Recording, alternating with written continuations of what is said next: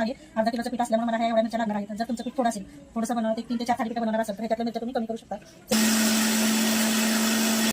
हे थालीपीठाचं पीठ आहे, आपण ते चाळून घ्यायचं.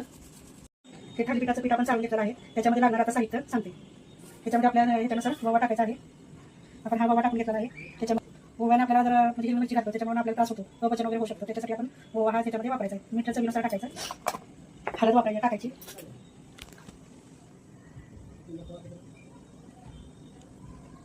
जे आपण मग असे दाखवलं मी त्याप्रमाणे मसाला बारीक करून घेतला हिरवी मिरचीचा तो आहे, तो आपण याच्यामध्ये घालून घ्यायचा आहे. कोथिंबीर आपण बारीक केलेली आहे ती ह्याच्यावर घालून घ्यायची.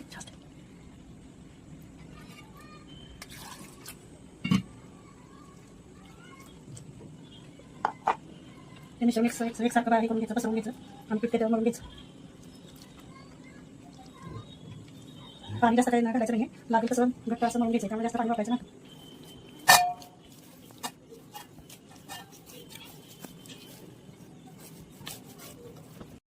आता आपण थालीपीठ थापून घेणार आहोत. त्यासाठी मी सुती रुमाल घेतलेला आहे, एक कोळपूड घेतलेला आहे. त्याच्यावर आपण थालीपीठ थापणार आहे आणि तवा आपण गरम करायला ठेवलेला आहे. आपल्याला तेल लागणार आहे लावायला. आपण आता एक छोटा गोळा करून घेणार आहोत. ह्याचा थोडंसं रुमालावर पाणी टाकायचं, ते जेणेकरून आपल्याला थापता येतील, असं सरकतील. जसं आपण थापणार आहे तसं पोळपाट आपला फिरू शकतो आपण, म्हणजे गोल होतील. थोडा पाण्याचा हाती घेतला तरी चालेल, असे चिरटाय लागले थालीपीठ बनवताना. हे असे गोल करून घ्यायचे 3-4.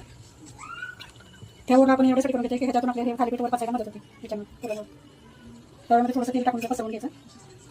लोखंडी तवा घ्यायचा जेणेकरून आपल्या थालीपीठ जरा जास्त कपड वगैरे नाही. ते पसरवून घेतलेलं आहे. हा रुमाल असा आपण उचलायचा आणि तव्यामध्ये या पद्धतीत आपण हे करून घ्यायचं. आणि मी सुती रुमाल का निवडला तर सुती रुमाल आपण घेतल्यामुळे आपल्या तव्याला हा रुमाल चिकटत नाही. जर तुम्ही कॅरीकोटचा घेतला तर तो रुमाल तव्याला चिकट